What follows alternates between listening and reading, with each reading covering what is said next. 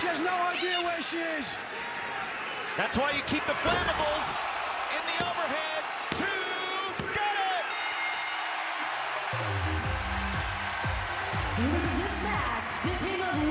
it! What up, y'all? This is your boy Ace here, and welcome to Afternoons to Life. Let's go over this match, man. I thought it was a really fun match, man.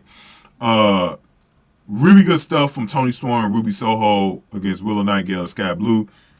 The crowd was really into the match. And lately, I gotta give it to the AEW crowds lately. They've been, rather it's been a Chris Statlander match or a Toni Storm match, they've been really into the matches.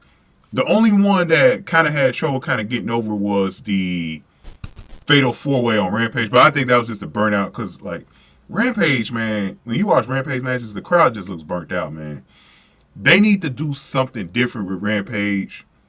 Before I get into everything with this one, I got an idea with Rampage. I think Rampage, now that we got Collision, I know it's still a chance to get some people TV time to put them on Rampage. I wish they would have found the real TV deal for RH where they could have put it on True TV or something like that during the weekend and, like, make it, you know, just make it an optional thing so that you can maybe put some of your roster in ROH. That way they could get TV time. And then Rampage becomes NXT. Like, basically what they had with, what was that, AEW Dark and Elevation. But I always thought those two shows should have been NXT-like. So more developmental.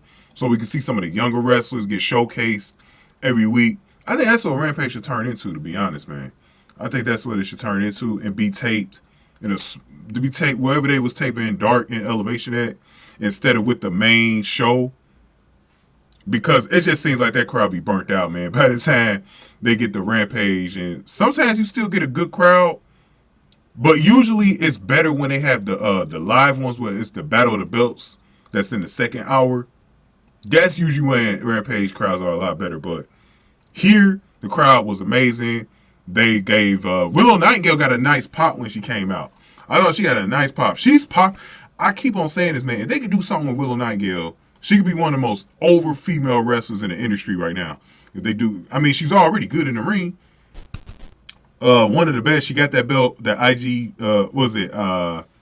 IGPW belt from Mercedes Moné recently in Japan, New Japan Pro Wrestling. And then you got Skye Blue. Got a loud pop, obviously, hometown kid coming back home. And against Toni Storm and Ruby Soho, who played their heel roles to a T. I love it, man. I know the spray paint thing isn't everybody's favorite thing, but I like the way it's used. I like the way it's used, man. I like it, man. I like it. But anyways, let's go over how the rest of this match went. So out of the PIP break, Willow made a hot tag to Blue coming out of the break. Blue had a nice run of offense on Storm, which capped off the top rope crossbody block. Soho ran in and broke up the pin. Willow put Soho down with a spinebuster. Storm caught Blue in a cloverleaf. Then Blue struggled and eventually reached the bottom rope to break the hold. Storm set up for the Storm Zero, but Blue countered it into a pin for a 2 count. Willow tagged in and performed an angle slam on Storm. Moments later, Blue tagged in and was hit with a hip attack by Storm. So I thought she was going to set up another Storm Zero at this point. Soho actually just tagged in and blasted Blue with a shot. Storm hit Storm. This is when they brought the spray paint in the ring, right in front of the referee. But Willow took it from her and tossed it from her and tossed it to the crowd, which actually got a good reaction from the crowd. When she tossed it to the crowd like that. Like I said, this crowd was very energetic. The Chicago crowd. So, of course, Willow put Soho down with an angle slam, and Blue performed a cold blue on Soho and got the win 1, 2, 3. So, Skye Blue and Willow Nightingale went in their hometown. I mean, Skye Blue's hometown. They showed her mother as well, being happy for her. And they won this in a little bit of over 8 minutes. So, they got some good time in this one, man, and a really stacked show. Good stuff here. So that was all she wrote for Toni Storm and Ruby Soho. And I said it, that if you're going to let the Outcasts lose to Willow and Skye, this is probably the time to do it. Like, this is probably the good time to do it. Because it's not a solo match for Toni. You're not making her look weak. And basically, I believe Soho was the one that got pinned anyways. But either way, to me, these are the type of matches where you could let the babyface get a win. You're in Skye Blue's hometown. Let her win in front of her hometown. She already had to take the job to Toni for the title this past Wednesday on Dynamite. I went over that video if y'all want to go check that out earlier this week. But yeah, man. To me, you had to let him win. And Skye Blue's finisher is very impressive. I like that cold blue. That cold blue was awesome. And I always like Skye Blue's theme music too. I think it's like the more and more I hear it, it's got like a bluey feel to it. Like it feels like it's proper for someone who represents the color blue. It does. It feels appropriate for it. It feels very appropriate for it. But man, another thing is too, her mom looks so young. I wonder how old her mom is. Her mom looks like her older sister. Like, I was looking at her, I was like, damn, her mom actually looks really young. She must have had her when she was young. But, man, it's crazy, man. But that was good stuff, man. That was good stuff. I'm going to go over the next video when her mom slapped Toni Storm. I'm going to go over that in a separate video. But I liked it, man. And I want to get to some other things, but let's go over the poll first before I wrap up this video. I want to go into some little things about what they could do with Skye Blue. So in the poll, 479 votes. This will probably definitely get to about 500 by the time this video's up. But definitely need some more votes in here though. 19 votes. So this poll was always hanging in the Outcast's favor. I think it was a little bit closer to 80%. It was like hanging right between 75 to 80%. But Skye Blue and Willow Nightingale, even before the match took place, they were hanging around 23 to 24% the last time I looked at it. This was when it had like 300 votes. So you guys really thought Skye Blue and Willow Nightingale had a chance. A few of you guys.